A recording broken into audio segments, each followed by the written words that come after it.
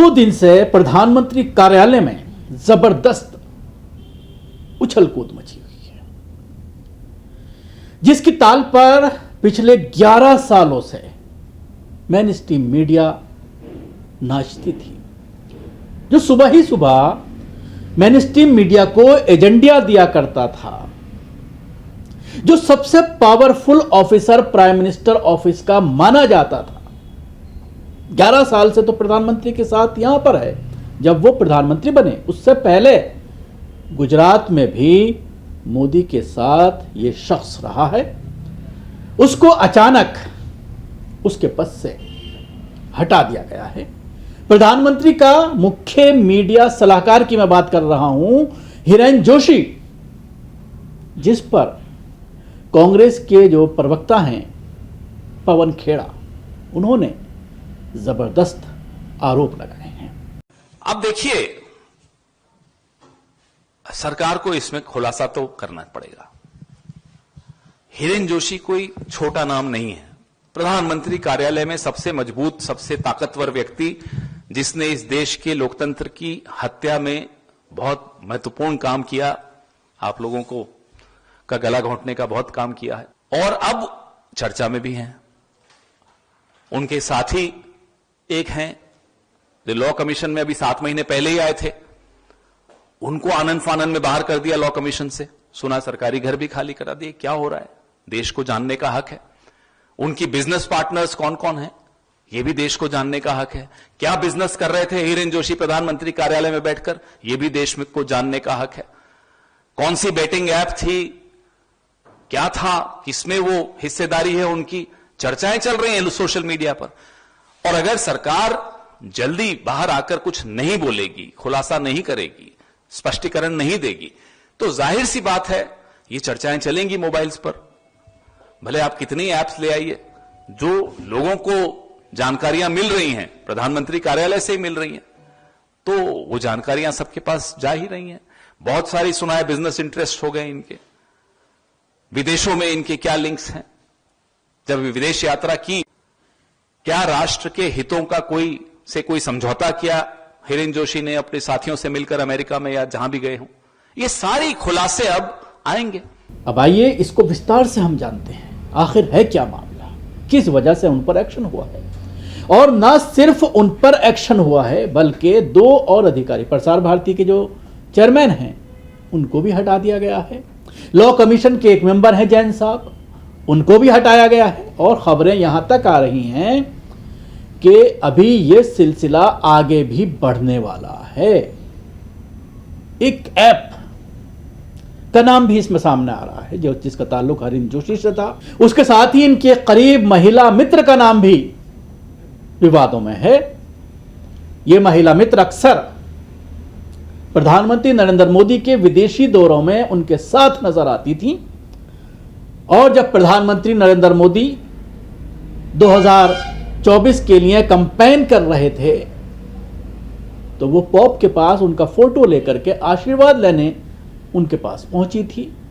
एक संस्था भी बनाई थी उसने, जिसमें तमाम मुस्लिम देशों के लोग उसमें बुलाए गए थे। एक पार्टी रखी गई थी, इफ्तार पार्टी भी रखी गई थी, और तमाम मुस्लिम देशों के जो यहाँ पर एम्बेसडर्स हैं, काउंसलर्स हैं, उनको उसमें बुलाया गया था। ये तमाम चीज़ें जो हैं वो काफ़ी गंभीर चीज़ें हैं जो खुल करके सामने आ रही हैं। तो कौन कौन है इसमें शामिल और किस तरह के ये पूरे मामले सामने आए हैं। पीएमओ के आंतरिक ज्ञापन में 2 दिन पहले ही हिरेन जोशी के सारे काम अश्विनी वैष्णव और नीरव नाम के पीएमओ अधिकारी को सौंप दिए गए। इसके साथ ही पवन खेड़ा जिस बेटिंग ऐप के बारे में जिक्र कर रहे हैं, उस ऐप का मालिक रवि तिहारवाला है, जो दुबई में रहता है। एक कथित आरोप यह भी है कि उन्होंने सतनाम सिंह संधू से राज्यसभा सीट के लिए 30 करोड़ रुपए लिए हैं। उनके बेटे ने रिलायंस इंडस्ट्रीज से सालाना 3 करोड़ रुपए कमाए हैं। ये तमाम आरोप जोशी साहब पर लग रहे हैं। इसके साथ ही एक महिला है हिमानी सूद, जो चंडीगढ़ यूनिवर्सिटी की प्रो वाइस चांसलर भी हैं और केंद्रीय मंत्री हरदीप सिंह पुरी की भी करीबी हैं। फिर ये हिरेन जोशी की खास बनी और हिरेन ने इनके लिए एक संस्था बनाई, ऑल इंडिया माइनॉरिटी फेडरेशन, और इस फेडरेशन में सभी इस्लामिक देशों के राजदूतों को जोड़ा गया। कुछ powerful Christian, Sikh, Buddhist, Parsi Muslim धर्मगुरुओं को भी इसका सदस्य बनाया गया। हिमानी सूद ने इनका प्रतिनिधित्व किया और 5 फरवरी 2024 को इन सभी को मोदी जी से मिलवाने ले गई। इसके बाद हिमानी सूद को वेटिकन सिटी के पोप से भी मिलवाया गया, जहां हिमानी मोदी जी की तस्वीर लेकर के गई ताकि तस्वीर के जरिए पोप मोदी जी को 2024 के लोकसभा चुनाव में जीत का आशीर्वाद दे सकें। प्रधानमंत्री की कई विदेश यात्राओं में हिमानी सूद को ले जाया गया, बहुत बड़े बड़े लोगों से मिलवाया गया। 25 सितंबर 2025 को प्रधानमंत्री की 75वीं सालगिरह पर हिमानी सूद ने मोदी जी की लीडरशिप के नाम मैं हूं भारत नाम से एक अभियान की घोषणा भी की, जिसको लेकर के ANI ने बाकायदा उनकी एक बाइट ली। उस बाइट को रिकॉर्ड कर तमाम चैनलों पर चलवाया। एक इफ्तार पार्टी का आयोजन हुआ जिसमें भारत में स्थित सभी इस्लामिक देशों के राजदूतों ने शिरकत की और उसे होस्ट भारत के विदेश मंत्रालय और हिमानी सूद ने किया।